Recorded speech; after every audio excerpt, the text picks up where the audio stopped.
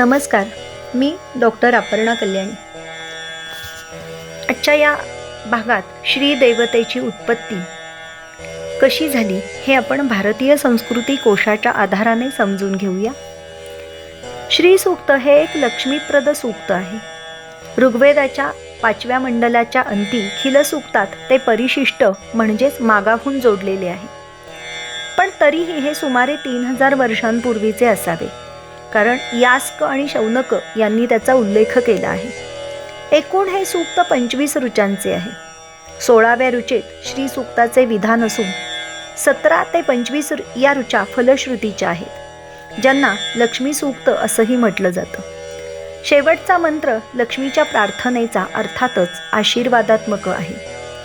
या सूक्ताची पहिली ऋचा लक्ष्मीच्या नावावर असून पुढील 14 ऋचांचे ऋषी आनंद, कर्दम, चिकलित आणि इंदिरासूत हे आहेत. पहिल्या 3 ऋचांचा छंद अनुष्टुप, चौथीचा बृहती, 5व्या आणि 6व्या ऋचांचा त्रिष्टुप आणि पुढील 8 ऋचांचा छंद प्रस्तारपंक्ती हा आहे.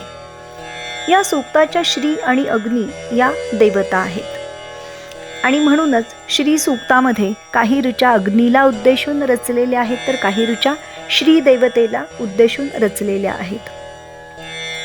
अक्षय टिकणाऱ्या लक्ष्मीचा महिमा यात वर्णिलेला आहे. श्री सूक्ताने लक्ष्मीची स्तुती करावी असा निर्देश अग्नी, विष्णू आणि ब्रह्मांड पुराणात आहे. सर्व पुराणांमध्ये हे सूक्त लक्ष्मीवर्धक असल्याचे म्हटले आहे. श्री हे लक्ष्मीचे प्राचीन रूप आहे. सांप्रत श्री आणि लक्ष्मी हे एकमेकांचे पर्यायी शब्द झाले आहेत.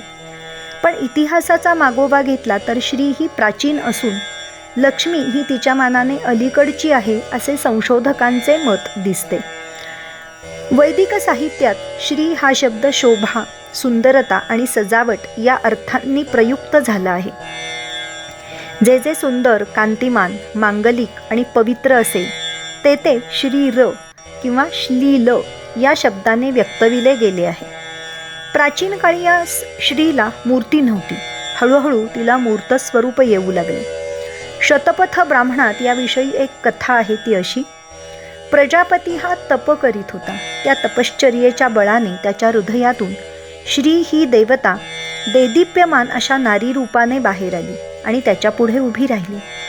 याचा अर्थ असा की वैदिक मानवाच्या अंतरात भावरूपाने वास्तव्य करणाऱ्या श्रीने प्रजापतीच्या काळात देवीचे स्वरूप धारण केले.